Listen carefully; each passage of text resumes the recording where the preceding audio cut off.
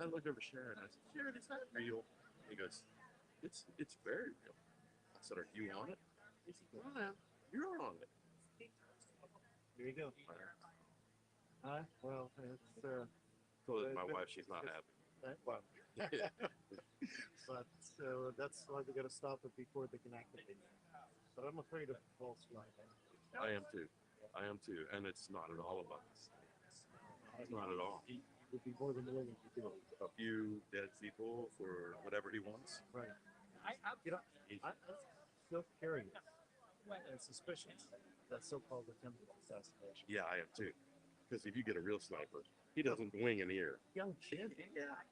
No, that was. And how did they let him get that far? Why was he ignored? No. And then I don't doubt that whoever shot him, killed that unfortunate thing. And collateral. Yeah. You know, unfortunate, terrible collateral. One of these days, maybe our grandchildren will finally be told the truth and wake up and realize too ugly the ruling class. I have a lot of faith in organized labor. Well, I am absolutely convinced the only voice left in America that actually represents the vast majority of Americans is labor. We got to get more We got to get labor to stop arguing with itself. That's for sure. Well, imagine if we had the percentages we had in the 1940s. Used to be 33%. Yeah. Right now we're at about 12. It's really terrible. Yeah. But 1 in 3 was yeah. a unionized labor, and now it's right around 12%. But we keep hope alive, brother. We do. So glad I've met you, Brian. It's a pleasure. You too, sir. Hey, I get paid to do the work. I know. You don't. I know. So, and I believe in the work, which is helpful. Yeah, that's right. Very helpful. I've never had work that I believe in as much as this, but still, I do it as part of my job. You go out, spend your time in your capital. There's a lot of us out there. Yes. So call us into action, Brian, and give them hell in your speech. I'll do my best. Okay? I'll do my best. Did we run you off? No, the mob is arriving, so I thought I'd go try and get some video. Oh my goodness. Yeah. That was fast. Yeah.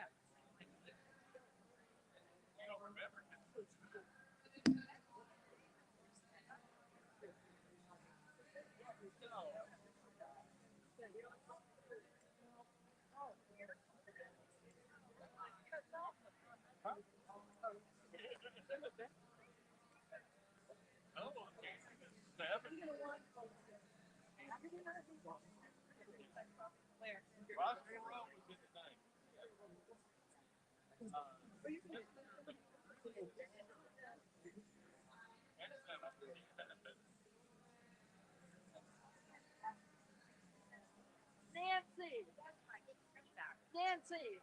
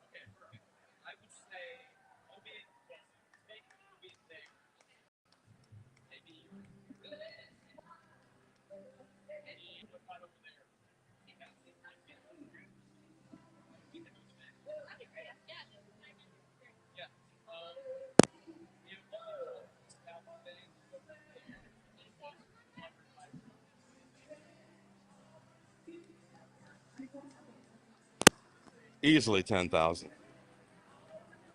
Easily 10,000.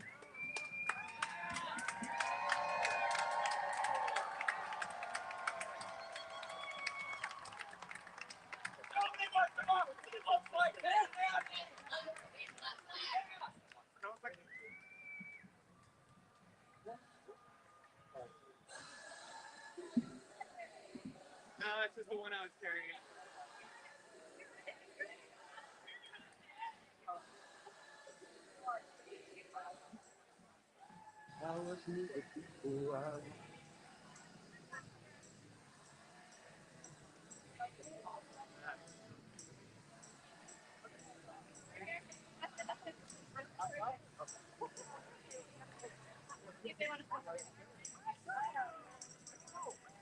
This is where the speaker's gonna be? Yes. Is this okay? Yeah. That way I could just run around on the tabletop. Do a I little, want to have enough room that no one takes off. just like Billy Joel used to do when I was a kid.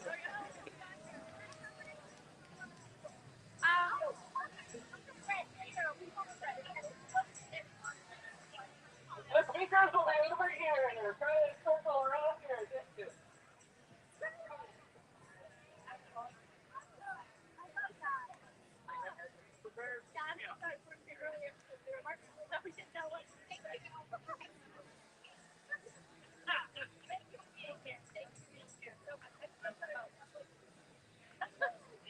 Okay, great. So tell me when you want me to do something, right? You're okay.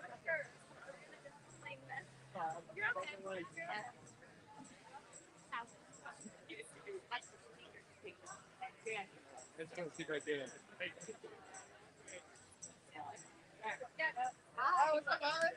Hey, how are you guys? How you doing? Good to see you. Thank you. Yeah. At the beginning of the parade here, huh? This will be where the speakers get up and down. Yeah. Thought maybe you might not. You're okay. Oh, Meg, come here. The light from my hair. Oh, wonderful. I'm trying to figure out how we can get in it. Like the walls, like the beat. Right now. Yay! I'm so glad. That was Yeah, we're going to speaking. I'm mostly concerned about accessibility. Hang on, 1 second. Let me ask Jack. 1 second.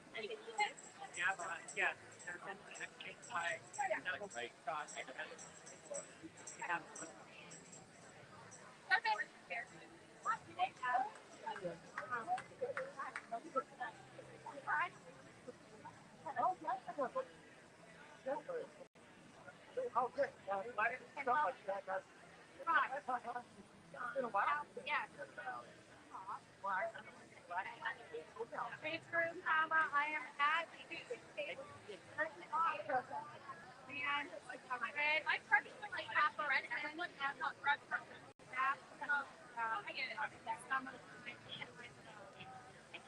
I don't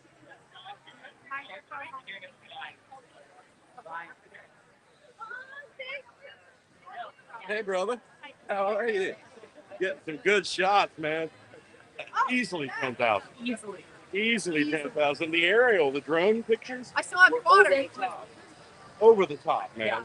There's no way to fucking deny this. So what's the order here? What are we doing here? So, we're going to have you talk with Ben. Hey, Ben! Hey, Ben. Brian Griffin. Thank you. Okay. How you doing, man? Brian. How you doing? Thank you for coming. Oh, pleasure, mine. You were up first. I know based on the notes you sent, you're gonna kill it. So I'll give you your script, rev up. SB1. There's someone from SB1 that would like to just point people out, make sure people are signing that petition, and then you're on. Beautiful. Right.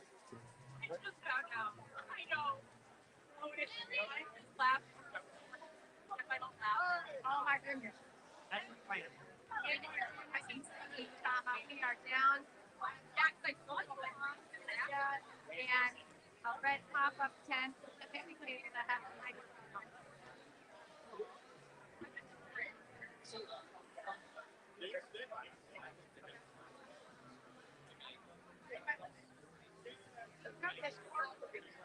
Get out.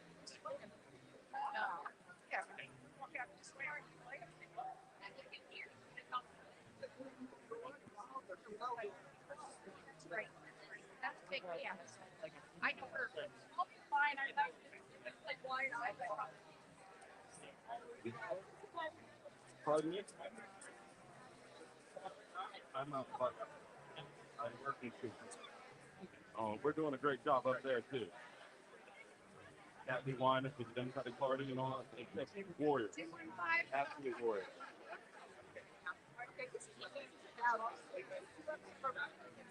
Of course, I don't think he could stay away. Yeah, like, is there a river near me?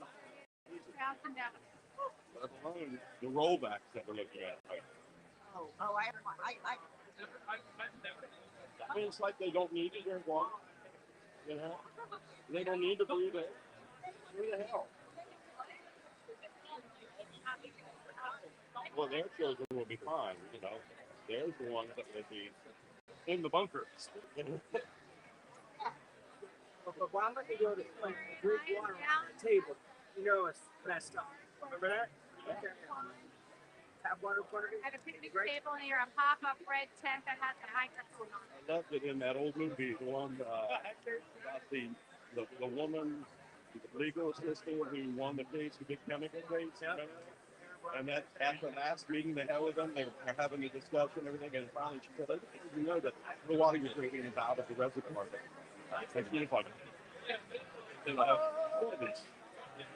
It's like, wow, that's all you need to hear right there.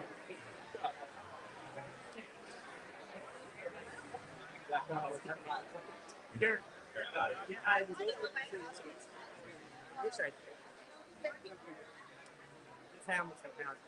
I'll find it.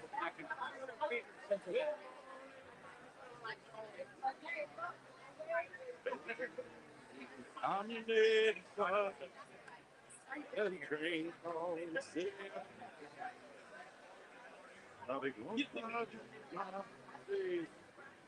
How are you doing? Stand up here. People are just trying to find me, and I'm trying to tell them hi. Sweetheart! It's not a crisis of faith, is it? I'm standing on the picnic table now in a white alb and a red stole. What's your background? A lot of reasons to say, but I've been here about 2 years. Been here for 2 years.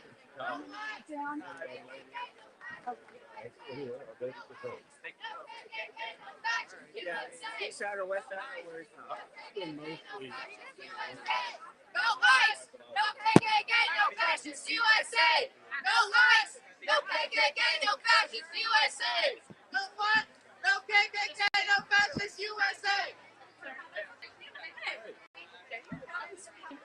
I think. Oh, yeah. Dan just told me I'm going to get up and fill out the given signatures for SB1. And then I'm supposed to go on after that. I don't know what happens after that. I'll probably be laying in the grass. Okay, perfect.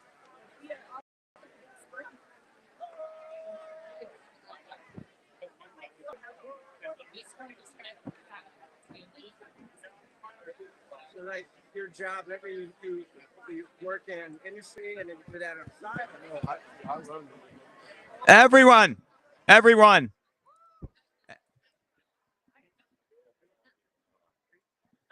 Everyone. Like that. Everyone.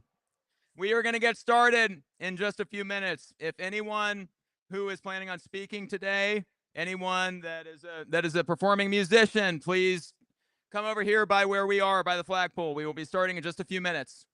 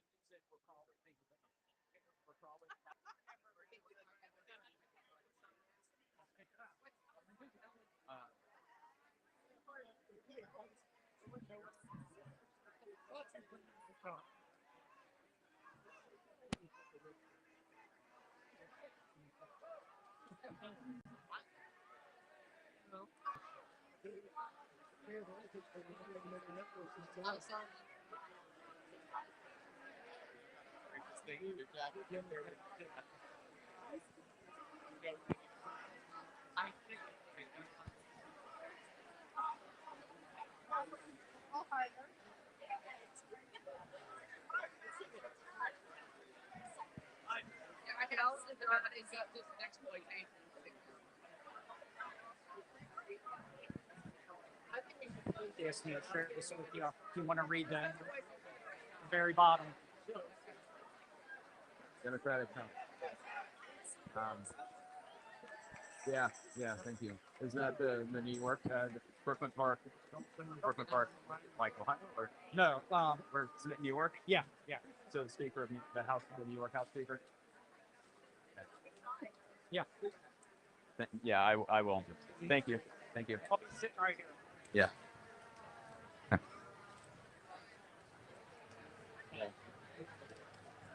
Okay.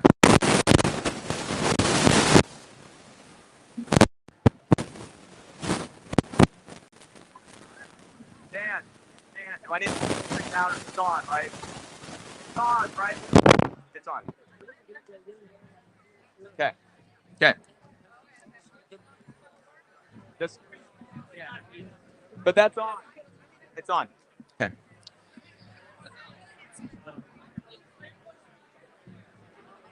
Okay. Okay. People, this is what democracy looks like. All of you.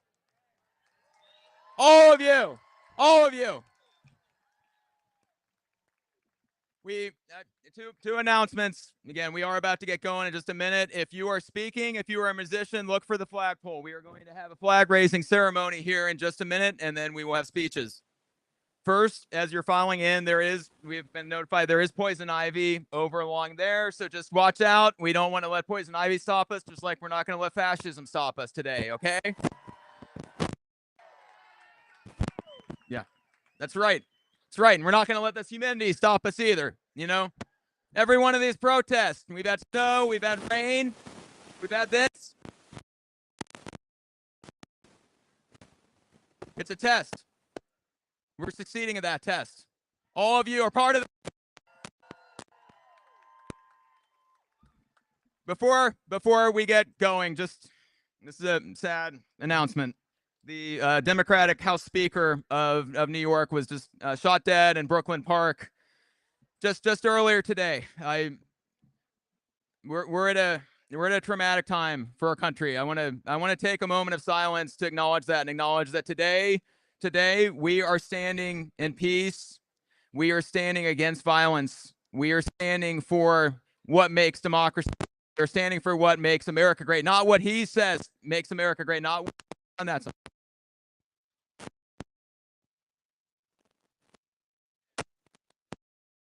A moment of silence and contemplation.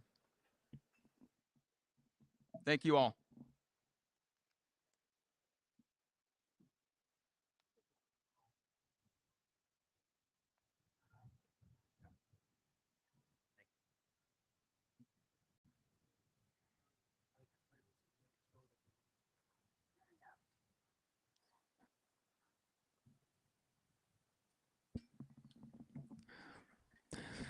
Those flags do not stand against each other. They stand with each other today.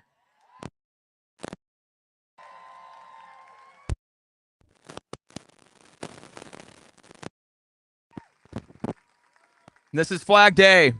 This is Pride Month.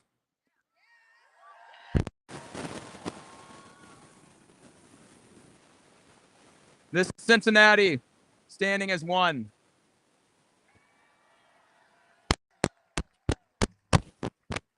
E pluribus unum. Those words, we see them every day on our money. It means from many, one. There are many of us here today. We stand as one.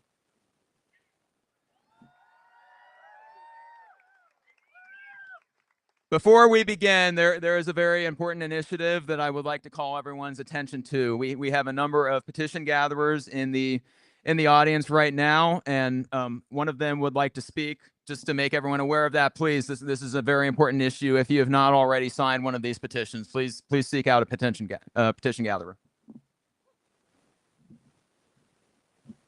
Hey, everybody. Thanks so much for being out here. I will not take up too much of your time. Who here is familiar with Senate Bill 1 here in Ohio? Yeah, boo is right. Okay, good. All right, so if you're not already familiar, Senate Bill 1, it is not a hypothetical. It is not a theory. It is a law that has passed that makes anything that the Republicans call quote unquote DEI on public universities illegal. That means it is illegal for professors and unionized staff to go on strike in Ohio. It is illegal to discuss climate change and gender in Ohio. It's illegal for a whole lot of other things. However, I need you all to know this is not your last day of protesting the regime. This is your first day as an activist, okay? The material work is to continue punching back at the Republicans in the State House who put through nonsense like this. So we have a bunch of people with signatures, Packlets for signatures. Go find them before you leave. We need 250,000 signatures to put this on the ballot in November for the opportunity to repeal Senate Bill 1 in Ohio. If you are registered in Ohio, it is your obligation. Being here is great, but making material change takes work. You need to sign this. Even better, you can volunteer. We still have a week and a half left. We have a table over here if you can't find somebody. There will be plenty of packets there, plenty of opportunity to sign. Again, thanks everybody for being here.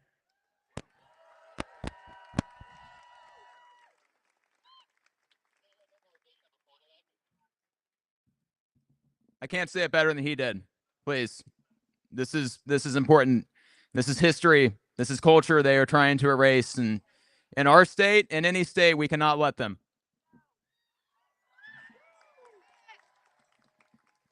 Thank you all for coming, truly. We will start with some speakers now. We have a great lineup. I know you're all going to enjoy them. I know I am too. I'm looking forward to every single one of them. Brian Griffin is the Executive Secretary and Treasurer of the AFL-CIO.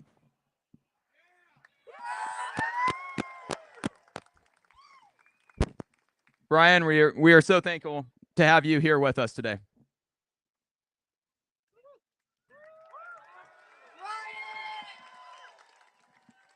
Look at that! Look at that line!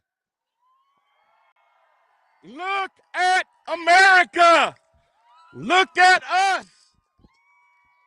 There are well over 10,000 people on this green here with us today. This is what America looks like. This is what democracy looks like. There is a saying within labor that what offends one of us, what injures one of us, offends and injures all of us. Folks, I stand here today offended and injured, and I will not take it.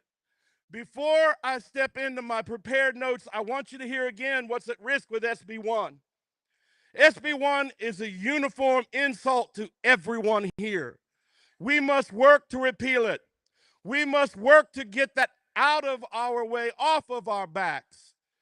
And folks, this is how we do that. We show up. We show up. We show up. All right, brothers and sisters, siblings, friends of freedom. My name is Brian Griffin, and I am honored to stand before you today as a leader in the American labor movement. Because when democracy is under attack, working people do not stand silently by. We show up, we speak out, we lock arms to defend the freedoms we spent generations fighting to build. So, brothers and sisters, friends, fellow Americans, we didn't come here today for a polite policy chat. We came here because the alarm bells are blaring and too many so-called leaders are just rolling over and hitting the snooze button. This is not politics as usual. This is democracy under attack, and I'll say it plain. 47 is not acting like a president. He's behaving like a king. I'll tell you, we were worried about rain today. Well, I'm thinking about REIGN. We will have no rain today. We will have no rain today. We will have no rain today. But this country doesn't do kings. We fought a war to get rid of one.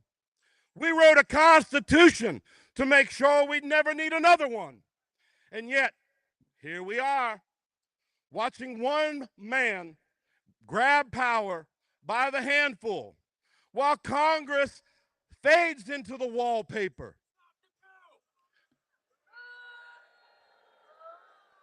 Okay, now if you want to know what the rest of 47's second term model looks like, don't guess. Look at Los Angeles. Just days ago, the United States president, the president of the greatest nation on the earth, federalized 4,000 members of the National Guard and deployed U.S. Marines. Against the Comitatus law, he deployed 4,000 folk illegally, unconstitutionally. Governor Newsom said no. Mayor Bass said no. The people of Los Angeles said no. And 47 said, I don't care. He used Title 10 in the Insurrection Act like they were weapons of war, not against enemies on foreign shores, but on American soil, against American cities that defy him. A federal judge called it what it was: illegal, a violation of the 10th Amendment, a direct assault on the idea that states and cities still have a say-so in their own security. Even the court asked, and I quote, "How is this any different from what a monarch does?" But 47 doesn't care what the courts say. He appealed. And now those federal troops remain in the streets of Los Angeles, not to serve the people, but to send a message. Fall in line or we'll bring the boots. All right, well, yeah. He calls this, and he just called it this, the model for future actions. I call it martial law with a press secretary. And let's be clear, this isn't just about Los Angeles, it's a test run. Every city that dares to say no to this would-be strongman will pay this price. A blueprint for how to use federal muscle to crush local control and community resistance. This is what 47 means by law and order. Deploying troops where they're not wanted, overriding the voices of mayors and governors, treating cities like occupied territory, and punishing dissent while rewarding obedience. It's not governance. It's not patriotism. This is patriotism.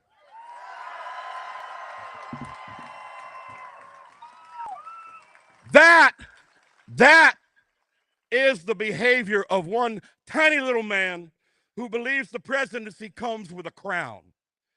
And where is Congress? Where are the checks and balances?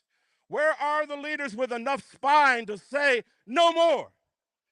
Well, they're tweeting, they're fundraising, and they're hiding.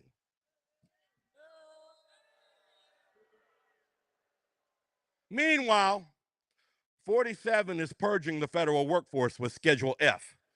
dismantling agencies like right here in town, NIOSH, OSHA, and the National Labor Relations Board, turning public service into loyalty tests and showing us, city by city, what happens when we don't fight back.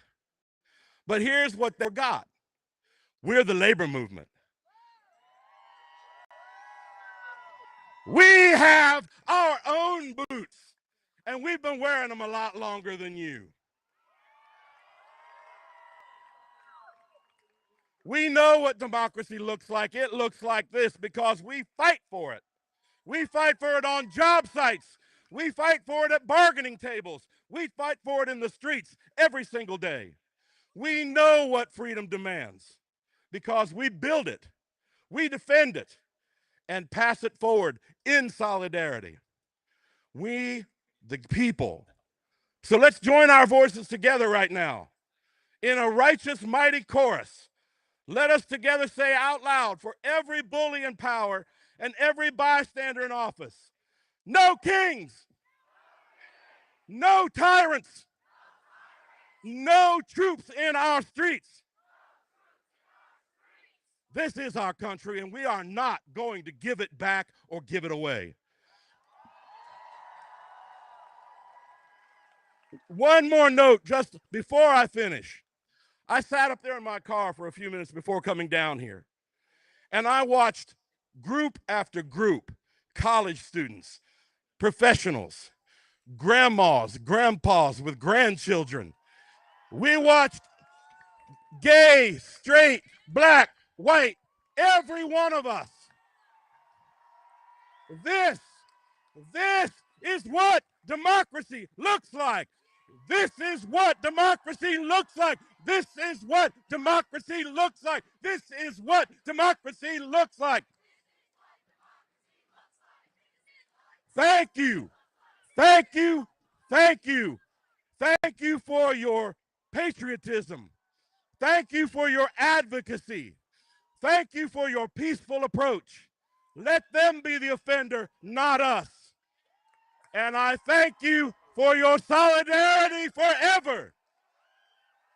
Thank you.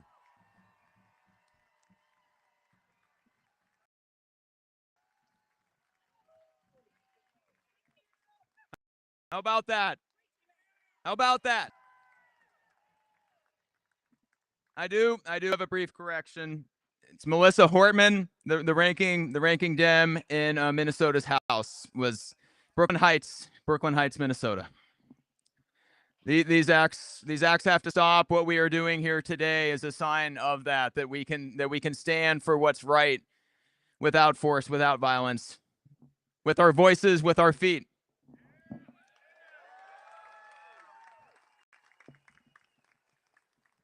We will now have there's another sad tragic event that we need to announce. I'm going to let my good friend Jamie James from the Trans Empowerment Network. She will be speaking, and this is an important speech, people. Please, it's now more than ever.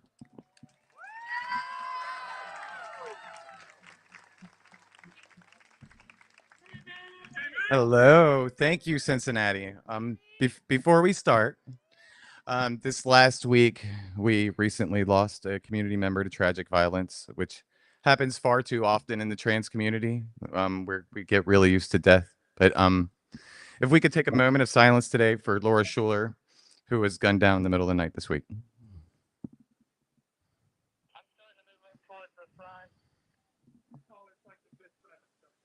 Thank you. Black trans women are taken from us far too early, and we all need to rise up for them now.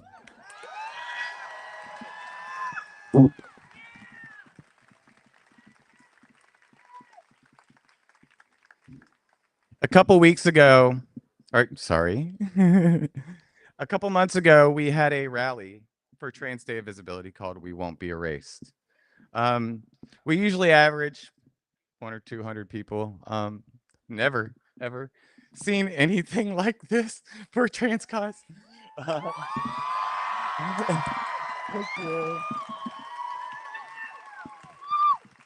I'm wondering if y'all would do something with me. We like to chant trans rights or human rights, and I'm wondering if y'all would just chant with me. Trans rights are human rights. Trans rights are human rights. Trans rights are human rights. Thank you.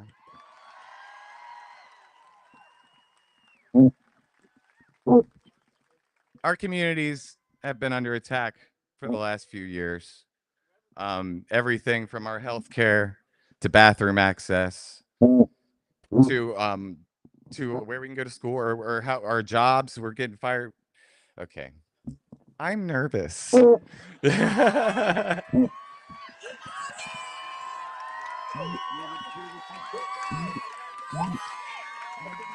Thank you. No, I'm good. I got it. Thank you. That's right. There's a common phrase in our community: death before detransition. And if you know people in our community, you've probably heard it. And if you've been around our community, you've probably experienced death, like the loss of Laura Schuler. But far too often, the death comes when it involves children. These attacks that they're doing, that they're throwing at our community, they're throwing at our most vulnerable community members, the ones who can't fight back for themselves. They're attacking children. I'm going to give you a couple examples of trans children and how these affect these children and how rough it is these days in our community. A few years ago, I spent Christmas with close friends like I do because I don't have family around me anymore. I met a young trans woman. Her name was Sasha. She was 18 years old. I got to know her really well that day. We talked quite a bit. She had a light in her eyes, but she was really angry, like any kid would who's educated on what's happening in their country. She was really angry that people were trying to take away her rights. People were trying to ban her. I'm sad to say, but a month after I met her on Christmas, she took her own life. These bills, these laws, this legislation has real world consequences. Kids are dying. Kids are afraid to come out of the closet. They're afraid to be themselves, and they're dying. Her story is so unfortunate. And I feel like people need to know, because they don't know far too often. They don't know how often these kids really are dying and why important it is for everyone to stand up for trans rights. I also know another trans youth, 15 years old. Her name is Marie. And I got a question for y'all. What would y'all do if your kid from the age of 3 tells you they're trans? And then obviously they're not going to say they're trans. And most parents will, right? Marie's parents were like any other parent. They had 6 other kids. Marie was the only one who ever came out as trans, and they weren't sure what to do. But they did what most parents would do. They loved her, and they continued to love her. And as she got older, they started talking to people. They found resources. They talked to their doctors, therapists, and they all made the same decision. They all made the decision that Marie is a girl. Marie needs to be raised as a girl, and Marie needs to have the same ability to grow into a woman as any other woman can. So they, along with their therapist, their doctors, their family, decided that it was time for puberty blockers and it was time for hormones. Now, this isn't some radical ideology like they want you to believe. The World Health Organization, American Medical Association, the American Association of Pediatrics, and the American Psychological Association, every major medical association agrees. Gender affirming care is the right track for these kids.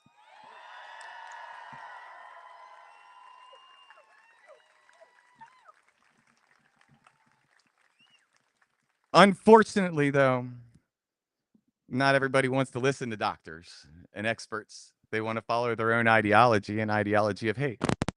They are a very small percentage of the population and a very easy target, and they have spent billions upon billions of dollars to erase us. Thankfully, Marie has parents who care about her.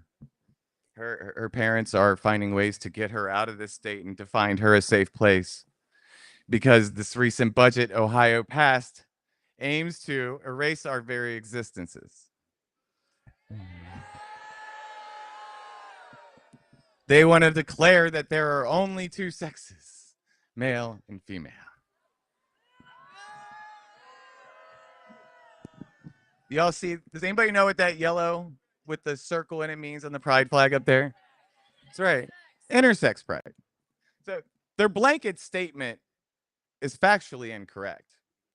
1.6% of everyone born is born with some form of intersex characteristic. Now, they might not be noticeable right away, or they might be incredibly noticeable. And while gender-affirming surgeries are banned on children in the state of Ohio, gender-affirming cares when they are born at birth are not. And they are the most dangerous surgeries that can be had transition-wise. So they're okay with kids dying if they can affirm the gender to what they want, but they're not okay with the child and family making this decision for themselves, which doesn't make sense. Now, the game plan of this is to convince you trans people aren't real. It's to convince you trans people don't exist, right? That's what they're trying to do. And if they can convince you trans kids don't exist, well, I'm sure they can convince you trans adults don't exist, right? So when we go from these topics to the other, and the other attacks, they're all about humiliation, because they've already said, we don't exist, you can't exist, you're not going to be this. So we're going to humiliate you in every other aspect we can. Now, they've come up with some ridiculous things like bathroom bans. Oh, I've got a question. How many people here revolve their life around where they can pee? How many people here have been attacked in one way or another for going to the bathroom? It's a very real problem. We have to revolve our lives around where we can safely pee, because we are 100 times more likely to get attacked in either bathroom. Okay, so sorry. I guess I'm out of time here.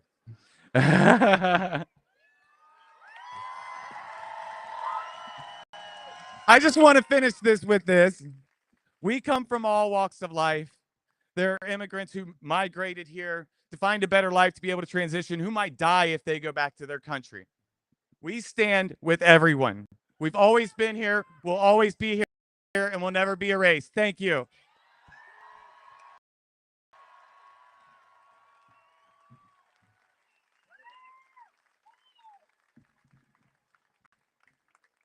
Trans rights are human rights. We do have Nancy Sullivan from Transformation CDC that oh, there she is. There she is. She found the flagpole. Thank you. This is, I mean, they're all important. I'm going to say that everyone is important, but this is so pivotal. Thank you. So, thank you. Everybody's like, oh, what? Okay, hit it. Okay. Oh, medic, over there, close to the building. Quick.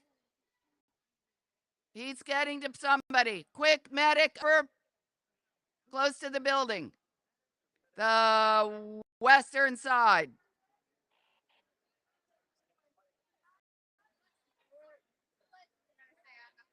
Okay.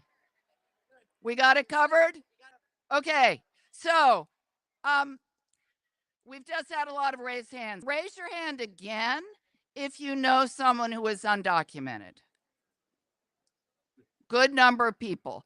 So for those of you who don't, I'm going to tell you one quick story about one of the 3 men who was picked up in front of Kroger's 2 weeks ago today.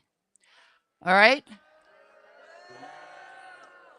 So his backstory is that his father was a guard at a fertilizer plant in Guatemala.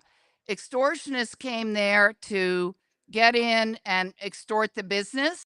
He did not let them in. So they warned him, trouble's coming. He rode his bike home for lunch, but he didn't make it because they literally ran over him. Killed him. I have the front page of the paper from that. His 16-year-old was waiting at home, came to the United States because the people who killed the man said, if you denounce us in court, we'll kill the whole family. 16-year-old got asylum. 2 other brothers followed as the threats ramped up. For reasons I don't know, they didn't apply for asylum. So Noe is a huge soccer person. He'd organized a tournament 2 weeks ago. He went in to get ice, ironically, at Kroger's, and they picked him up in the parking lot. So here's a man who has an international FIFA reporter's card with a significant amount of education, and he is locked up. So that is the kind of person that this is happening to all the time. It is not a criminal. It is not a rapist. Situation got so bad in Guatemala, they sent his 8-year-old son here as an unaccompanied minor. If you can imagine how scary that decision was. So that kid has his own lawyer, etc. But I'm saying if you want to be an ICE verifier, okay, to go out and check if there is an ICE really having a raid,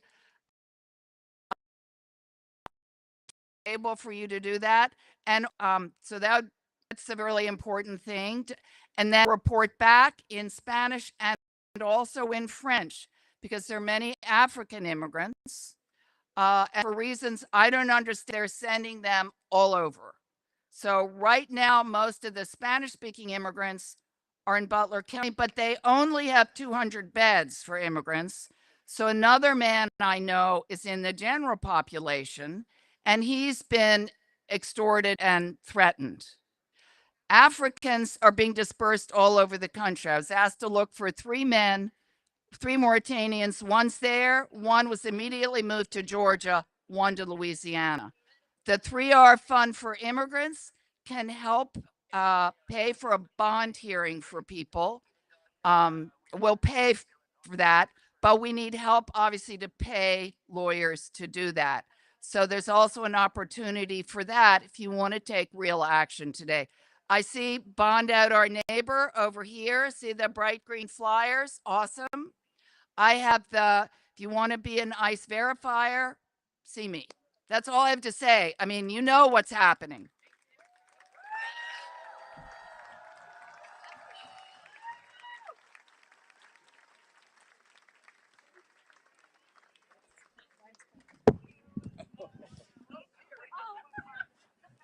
Immigrant rights are also human rights.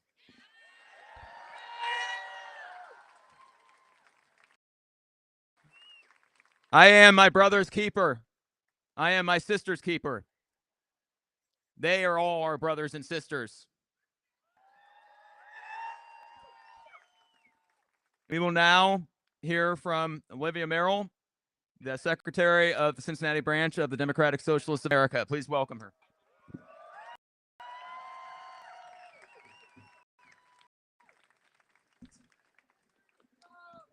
How's everyone doing today?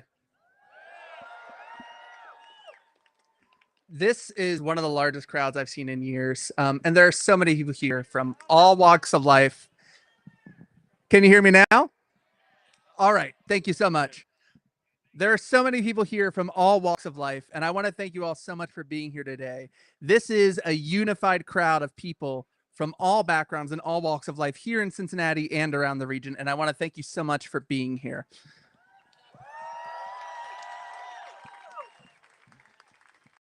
I want to talk a little bit about why we're here today and what is happening in this country. And I want to start first by reminding everyone of something that happened at the very beginning of this year when Donald Trump was inaugurated to the White House in this country. If you remember, at his inauguration, he did something very atypical for presidential inaugurations, which was he invited the wealthiest billionaires across major logistical industries, people like Elon Musk, Jeff Bezos, Mark Zuckerberg, to sit at that inauguration. And there was a very clear message being sent here, which is that the far right and the billionaires in this country have unified together and decided that their interests are intertwined, and that the suppression of our rights is fundamental to billionaires continuing to make their money in this country.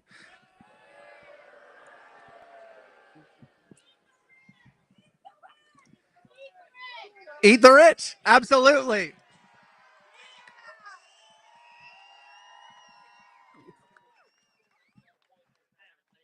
And I want to point out to everyone here, if you are standing here, you know that fascists and billionaires do not have your interests in mind. The people here in this crowd are who have your interests in mind. And it is important we solidify against them in this moment. And I want to speak to the violence we're now seeing, first against this Democratic representative in Minnesota, and also to the violence against immigrants in LA and across this country that's happening right now, and the violence against protesters that's happening. Marines deployed to a major city in this country, Trump unilaterally taking control of National Guards to suppress protesters. There is something very important to understand about this moment. The violence that is coming for everyone now is violence that began being directed at people that were considered easy targets, people who were marginalized, people who were distant, people we didn't know much about. It was easy for the Trump administration to start with immigrants and say, well, they're criminals. We know that that is not what's going on now. We know that this was an excuse made to target immigrants because they were an easy target. When we saw the Trump administration continue unfettered support for what is happening to Palestinians in Gaza today, that is because they were able to tell us that violence is distant from you. Don't worry about it. Don't stress about it. It's not happening to you. This is important because of the political moment we're in. Free Palestine.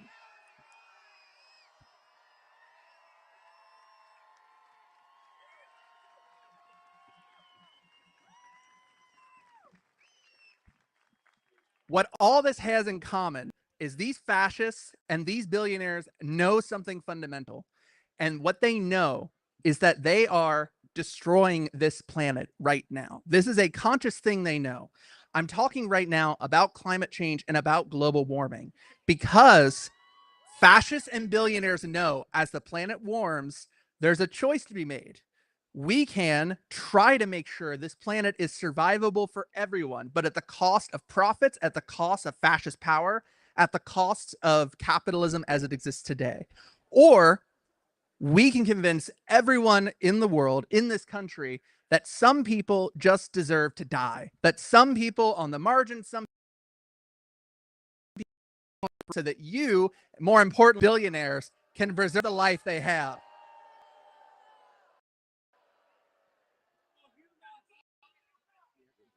Naomi Klein describes this as the fascist movement, the billionaires saying, you accept the guns, accept the cages, maybe you'll be okay if we let you be. And I have to tell you today, that is a false promise. That is a lie. That is based on you giving up on the rest of humanity, giving up on your own humanity for the sake of survival. And I need to tell you here, the only way we will survive the crises that face us in this world is if we come together, not apart.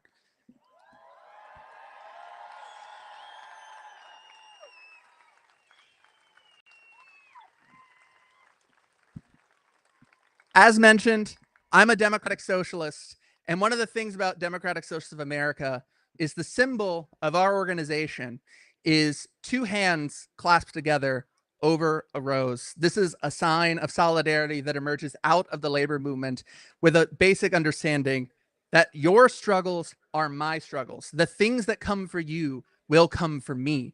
And it is important that we stand together with each other for all of our struggles, because the things that plague one of us will affect us all.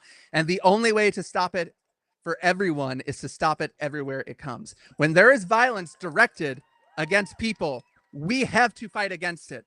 And that's why it is important we stand up to say that we want to abolish ICE, that we want to free Palestine, that we want to defeat the billionaire class in this country. And so I encourage you, when you think about the models of what to do, you could look at people like Chuck Schumer, who thinks, you know, we'll just wait 4 years, just bend, compromise. We'll just do the same thing that we've been doing forever. Or I could encourage you to look at democratic socialist leadership. I could encourage you to look at the words of someone like Ocasio-Cortez, who says she will fight Nazis until she's 6 feet in the ground. I will encourage you to look at someone like Rashida Tlaib, who fights against the genocide in Gaza every day without failing.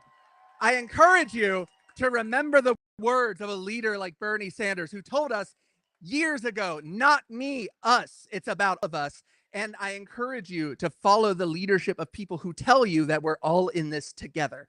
That is what democratic socialism stands for. And that is what we need in this moment, is for us to be together and fight together.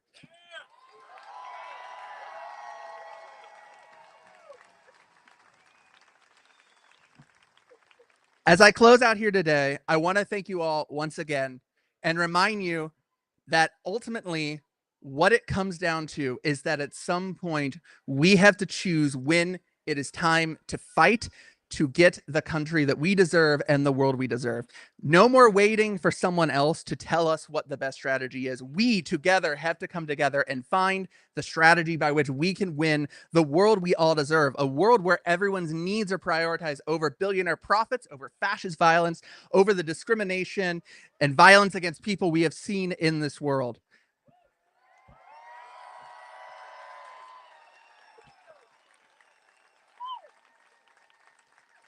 As I close out, I want to mention I do have a petition I will be circulating that we are trying to get signatures on as an organization to demand Cincinnati City Council takes a strong stand against the Trump admin's violence against immigrant and trans communities here in Cincinnati.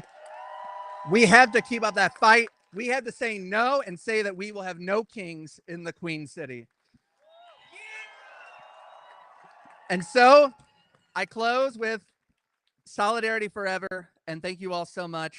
Let's keep up the fight and never stop fighting. Solidarity forever.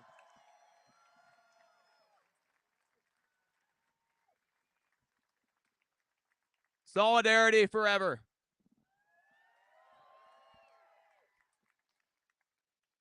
Now we will welcome someone who, like myself, is a UC alumni, I'll bet much more recent, who is the founder of the Students for Justice in Palestine. Please welcome Layla.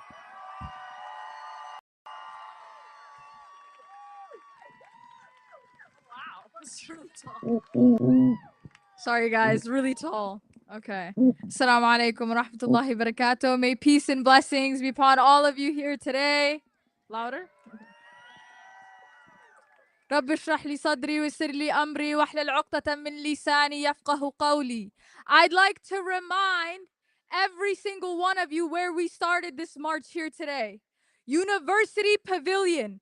It is the universities that this administration has criminalized. They have criminalized the students' right to their First Amendment. They have criminalized what it means to peacefully assemble. They have criminalized what it means to resist all forms of oppression, and they have criminalized my freedom of speech and our freedom of speech.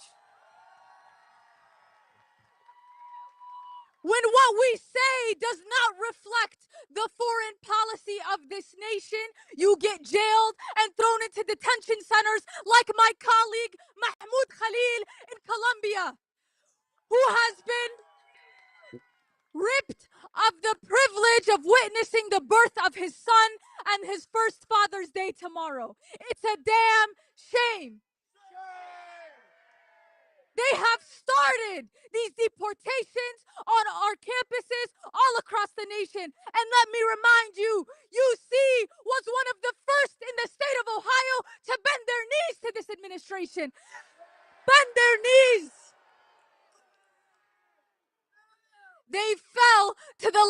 is SB1 that has criminalized not only my right to assemble and protest against this genocide of my people, but they have bent to the knee of what it means to foster safe places for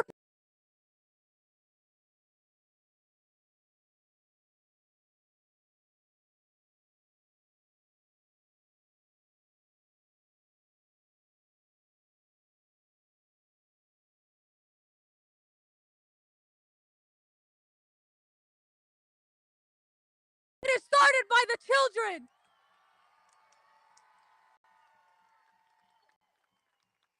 And that is why they attack higher education. That is why they criminalize and flip the words that we scream during our marches, like from the river to sea and intifada, because it is their internalized racism and Islamophobia and the dehumanization of all people of color in this country.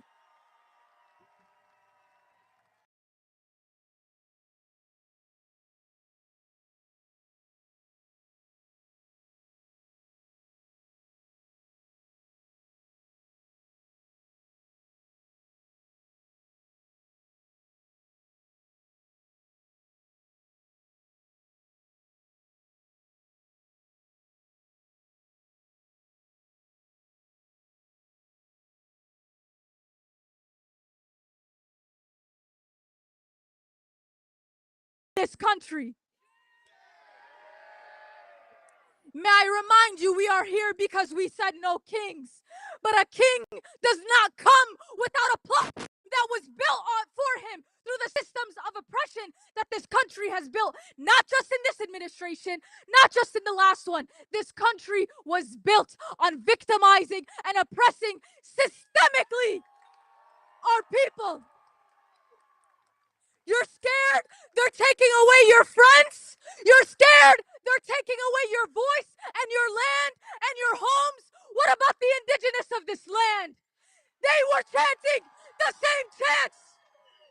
What about the indigenous of the people in Palestine that our government has decided to take away funding from the universities and the schools and give it to foreign aid to build bombs and bomb hospitals and mosques and places of worship and schools? Our country must worry about what's going on its own grounds. Our country must not invest its time and energy prioritizing a foreign nation who wants nothing to do with our freedom and our liberation and our liberty. Raise your hands if you want better health care. Raise your hands if you want better housing. Raise your hands if you do not want this government to infringe upon your rights. Well, guess what? Our government pays for free housing in Israel. Our taxes go to the weapons, to the military of a foreign nation, and it should be our own. May I remind each and every single one of you, you have a choice here today. Radical change does not come without radical action. So you have a choice to follow suit behind the students who have done the unthinkable, who have resisted all forms of their repression, and who have honored all forms of their resistance. Or you have a right to wait and stay still and be the politically correct opposition to this government and to these systems of oppression. Do not wait. Do not wait till you are the perfect victim. Do not wait till your oppression is palatable for everybody else, for all the people in power who do not care about your well-being. Fuck you, Greg Landsman.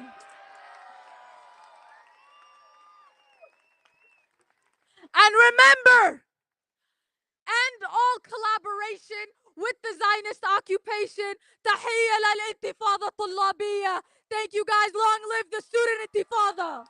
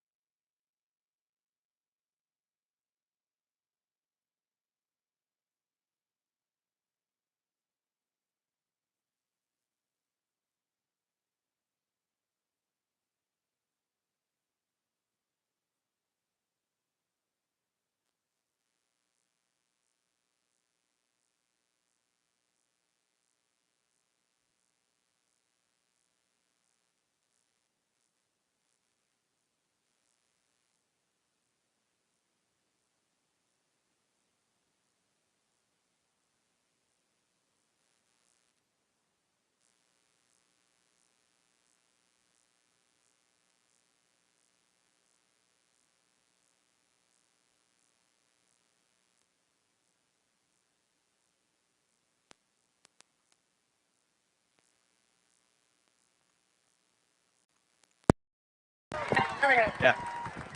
Thank you. Okay. Thank you, Layla. Thank you, everyone. Okay, 2 more speeches. I know we're at 1. Woman had heat stroke back there. We're taking care of her.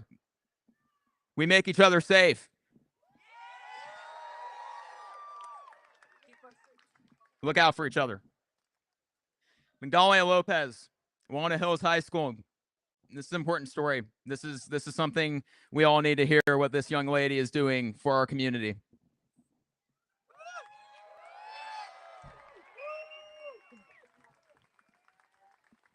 First of all, I would like to say thank you so much for allowing me, a high school student, to speak my mind, use my voice for good. And I would also like to say thank you all, beautiful people, for coming out today. No one looks the same. Everybody's different. We come from different backstories, and all of you here matter. Everybody here matters, and if we all pitch in, we can all make a difference. As I stand here today, as the daughter of a Venezuelan immigrant, I realize that I have the privilege to be here while other children are being whisked away into cages, separated from their families, given to no food and water, and given a variety of issues that will affect them for the rest of their lives. From a high schooler's perspective, I see how easy it is for the youth to be ignorant and lack empathy for those facing the risks of detainment and deportation in our community. Until it happens to one of them, until their classmate disappears, until they realize that the things they love and value were made great not by a political administration, but by immigrants.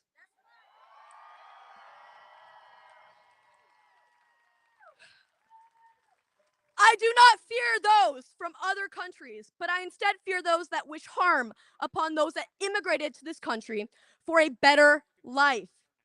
I fear the ignorance portrayed in right-winged media, portraying immigrants as, quote, criminals, felons, rapists, and monsters. I fear society without immigrants, those that tell their stories and spread diversity throughout not just Cincinnati, but our entire nation. How can one enjoy their margarita nights, Hispanic music, Latinx food, and travel to Latinx countries, yet vote against those that created the culture and deem them as felons?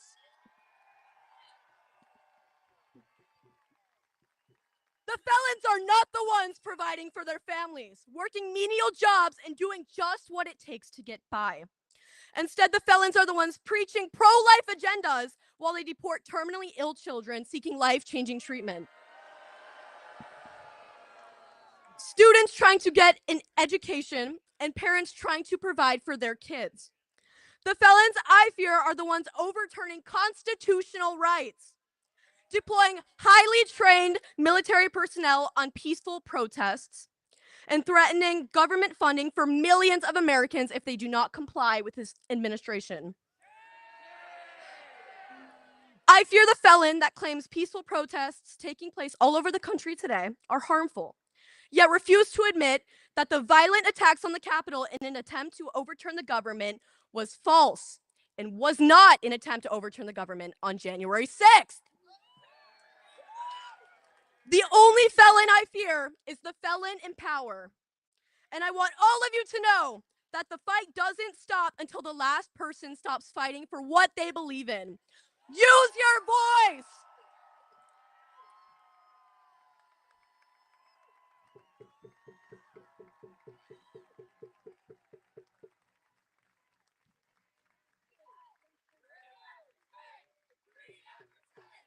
Free Emerson!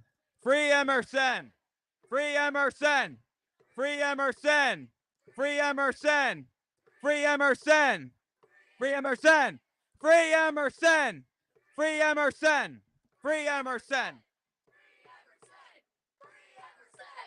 Free Emerson!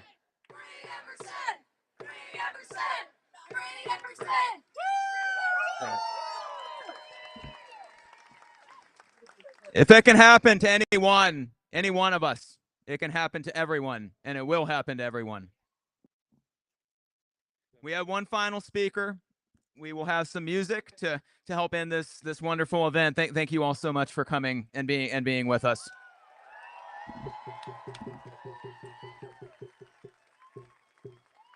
Before the music starts, I have mentioned one final speaker, my friend Axel Hernandez from the Party of Socialism and Liberation, who was on the ground in Butler County just earlier this week, calling for Emerson to be freed. You all want to hear his story.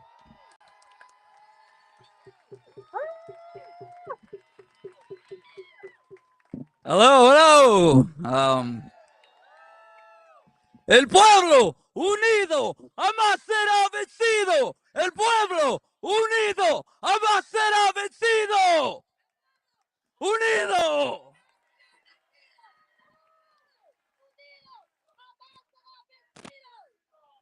Hello, and thank you everyone for being here today. My name is Axel Hernandez, and I am a member of Party for Socialism and Liberation. I am a proud child of an immigrant, and from Hamilton, Ohio, where the fascists, police, and ICE have been working overtime to kidnap our community members and tear our families apart. Families like Emerson. There is no such thing as an illegal human on stolen land. You cannot trespass a land that was taken through genocide. You cannot be undocumented on a continent soaked in blood of indigenous people, enslaved Africans, and generations of exploited immigrants. The land was never ours to begin with. It was taken by force, by greed, by the same ruling class that still holds power today. They didn't cross the border crossed them. The same empires that invaded Mexico, displaced native nations, and colonized Puerto Rico now dares to criminalize the movement of poor people across arbitrary lines. Drawn by conquest? No, we reject that logic. We reject that violence. We reject the system that justifies it.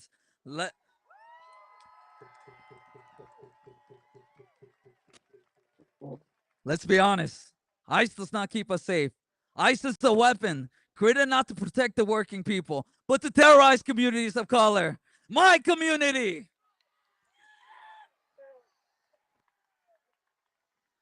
These raids, these detentions, these deportations, they're an act of state violence, act of capitalist control. They are meant to terrorize us by separating families, silent laborers, and making sure immigrant workers are too afraid to organize, to strike, to fight back. That is why the ruling class supports ICE, because ICE protects them, protects their interests, their profits, not our people.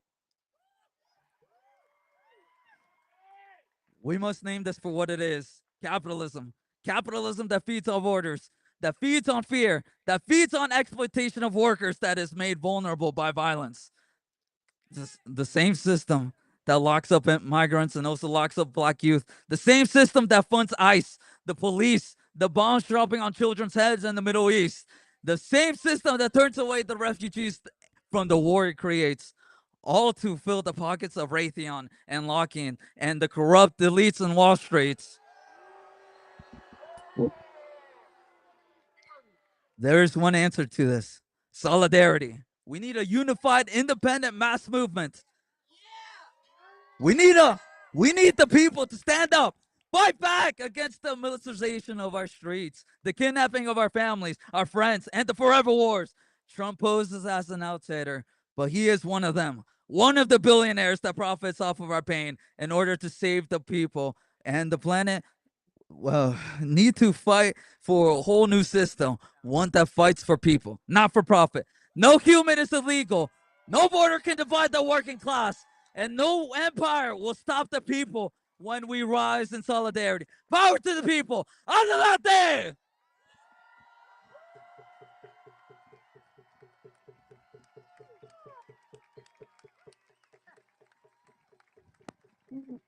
Who's got the power? What kind of power? That's right. That's right. So,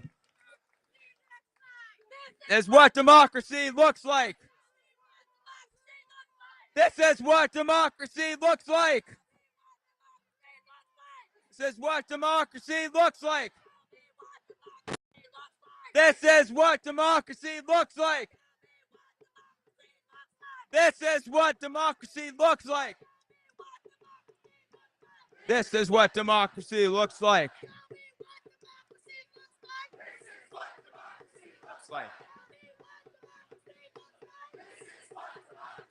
Looks like.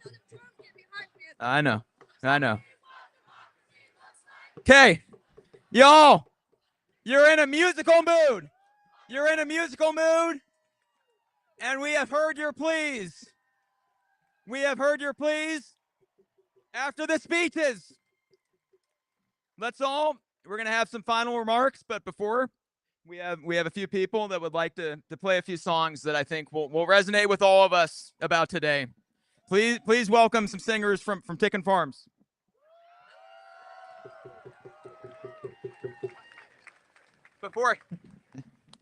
Before that, we do have one other individual. Mike would like to play a song on his guitar. Then we're going to have the speakers from Tickin' Farms. A few remarks to walk you off, and we have one final very special song that we will be ending with. Thank you, Mike. All right, let's sing. Movement sing.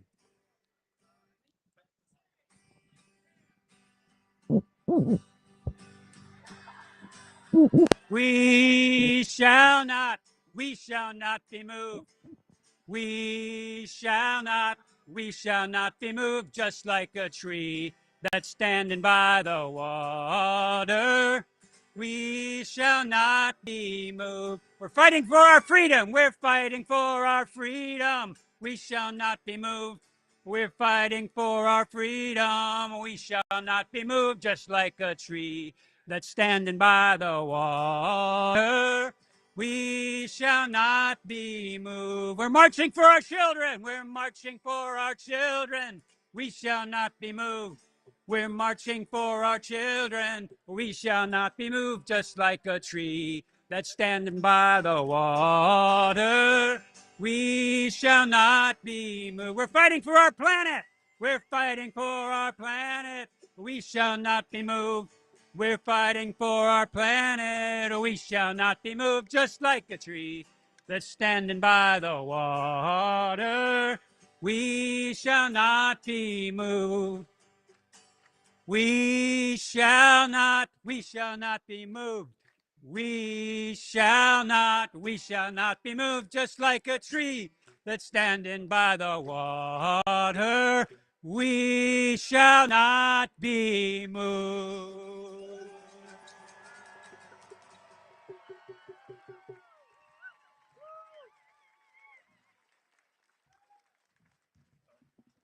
Thank you, Mike.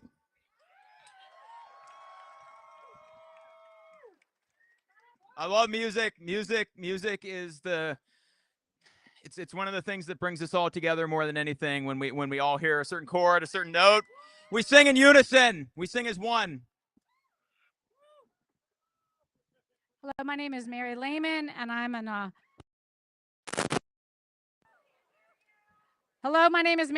a pastor who's been ordained in the Lutheran Church for 30 years. I serve a community of spiritual pilgrims at Tikkun Farm.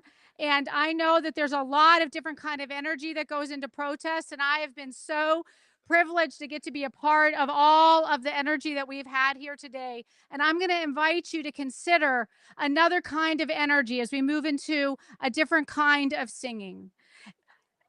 When we see the injustice that's happening, it drives us into anger, righteous anger, that things need to be different. But what I know after 30 years of doing ministry is that underneath of our anger is a much deeper river of grief. and that the grief has to also be understood and articulated, and it has to be expressed. And for me, one of the ways that I have grieved what's happened in our nation in the last months since the election is how we have deeply forgotten who we really are. We have forgotten that we are a community of immigrants. We have forgotten that we are a country of hospitality. We have forgotten that we are a people, all of us come from the same place.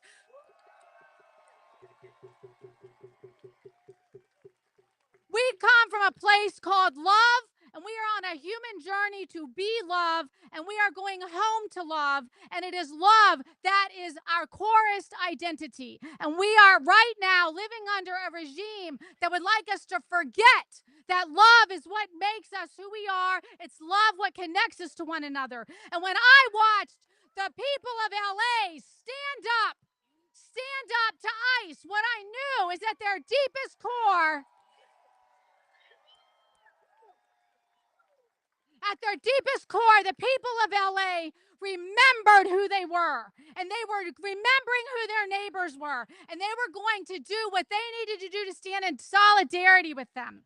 And so the song I want you to sing with me is the song that runs through me like water in a system like this, the song that says that we shall never, ever forget who we are, that we are created by love to be love. I will sing it once and you will sing it with me because it is so simple and it will reverberate for you for days to come. I am remembering who I am.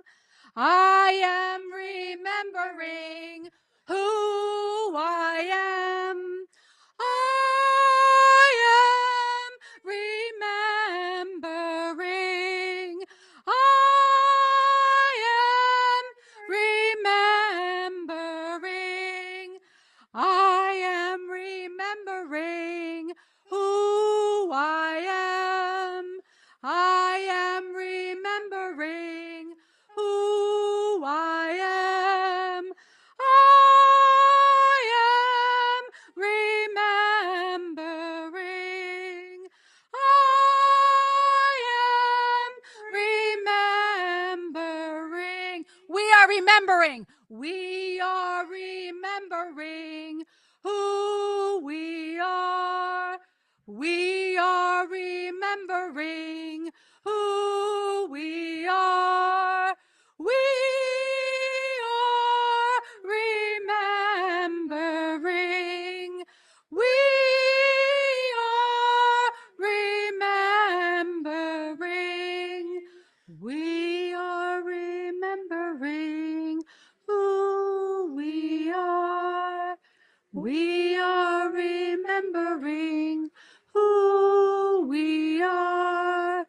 We are remembering. We are remembering. Thank you. Stay here.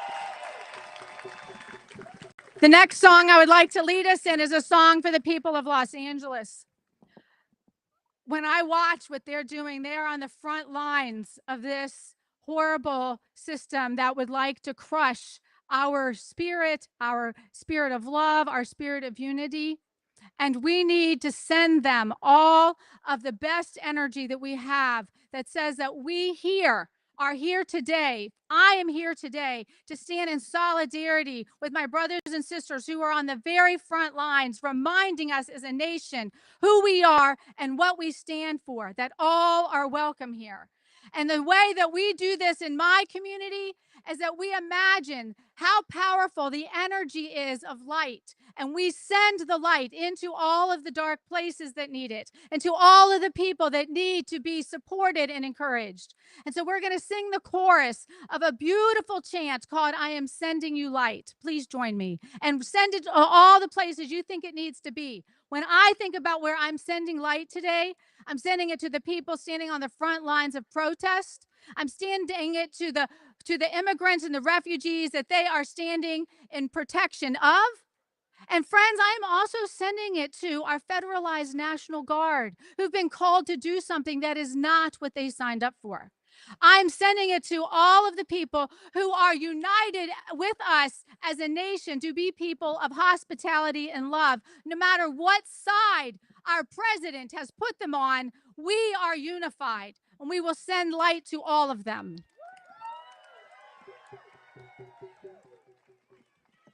We are sending you light to heal you, to hold you. We are sending you light to hold you in love. Join me. We are sending you light to heal you, to hold you. We are sending you light to hold you in love. One more time. We are sending you light to heal you, to hold you. We are sending you light to hold you in love.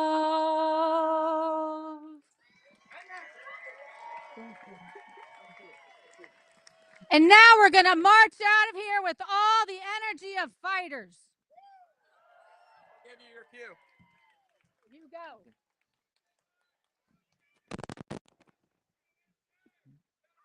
Thank you. Fascist USA. No ICE. No KKK. No fascist USA.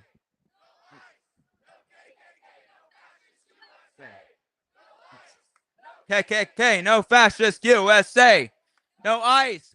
No KKK. No fascist USA. No ICE. No KKK. No fascist USA. No ICE. No KKK. No fascist USA.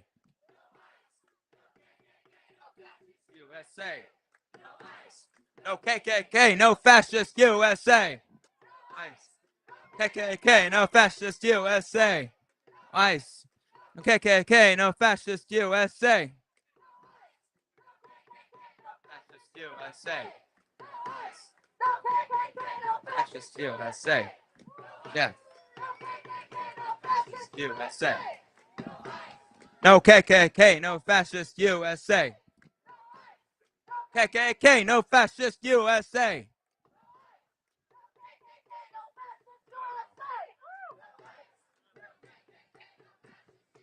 People.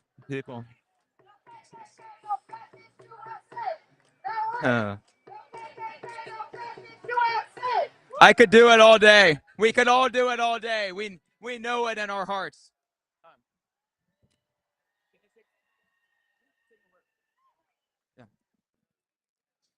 I want to say a few things to wrap us up. We do, as I mentioned, we do have one final song, and I want to end with that. I couldn't think of a better song to end with, so I wanted to get these out of the way first, and then that will be the ending of this event. I know we're quite a bit over one, but democracy takes time, right, folks? Yeah, doesn't run on a schedule. I'm sure many of you have heard this speech. I wanted to emphasize it because we have such a diversity of voices that we have heard today. We have such a diversity of voices with us. Everyone has their own reasons for being here. This could be some people's first. This could be some people's 100th. Everyone is here now. Everyone is here today. We are all together. So I want to read this. Again, many of you have probably heard this already, but it has relevance now because it is exactly the playbook that they are following, and I want everyone to leave with this on their minds. First, they came for the socialists, and I did not speak out because I was not a socialist. Then they came for the trade unionists. I did not speak out because I am not a trade unionist. Medic. We help each other. Medic. Okay.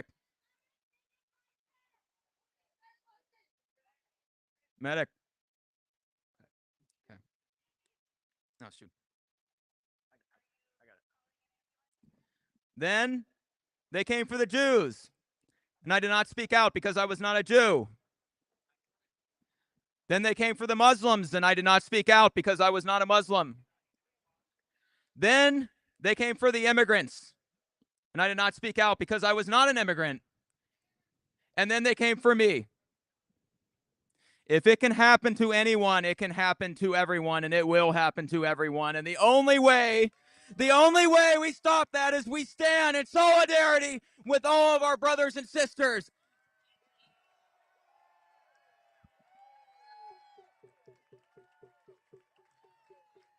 Thank you all. Thank you all. God bless you all. God bless you all. What's important about today, as much as anything, safety. Everyone is safe. Someone's in trouble, we help them. We search for help for them. We don't let anyone get left behind. We don't let anyone stay hurt. We protect everyone.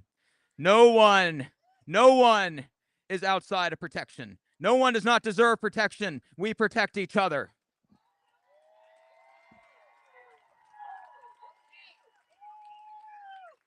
So, I have a few things I want to begin to leave you with this.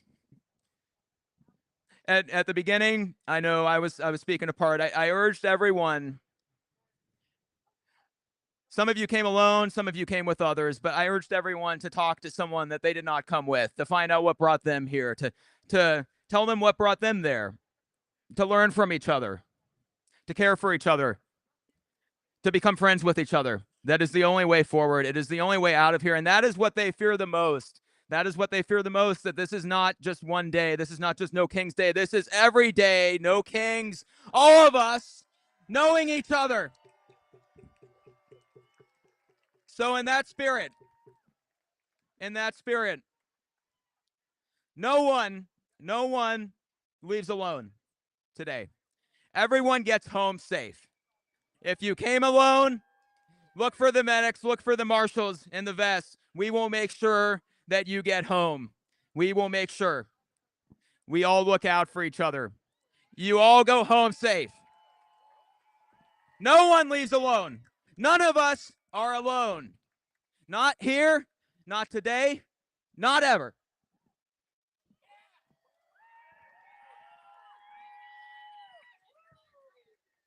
We build community with each other.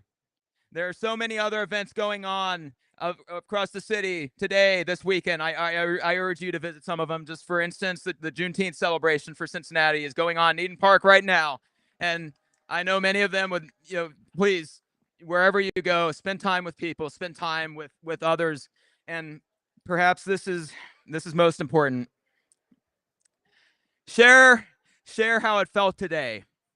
Share what you learned today. Share what you saw today. We all know, leading up to today, there were a lot of messages about what today could be, what 5051 stands for, what No King stands for, what all of our movements stand for.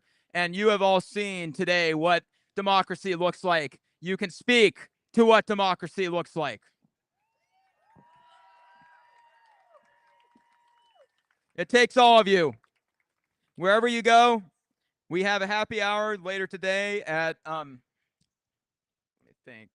the Loon. No, sorry, thank you. The Loon and North Sides from 4 to 7. I hope to see many of you there. It's open house. I gotta go home and shower first. I'm sure many of us probably can sympathize with that. There is also, I want to announce so everyone knows, there will be a protest in Columbus at the State House on July 4th, our nation's birthday, 12 to 4.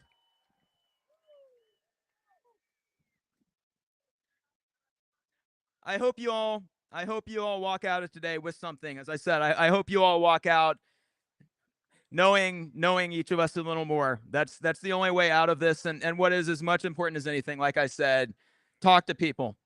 Whether it's someone that wasn't here that wanted to come, whether it's someone that didn't know about it, and even in some cases, if it's someone that might disagree with some or all of what was said today, but we all of us have someone that we can talk to. And so I challenge everyone here, talk about what you saw today. Build community together.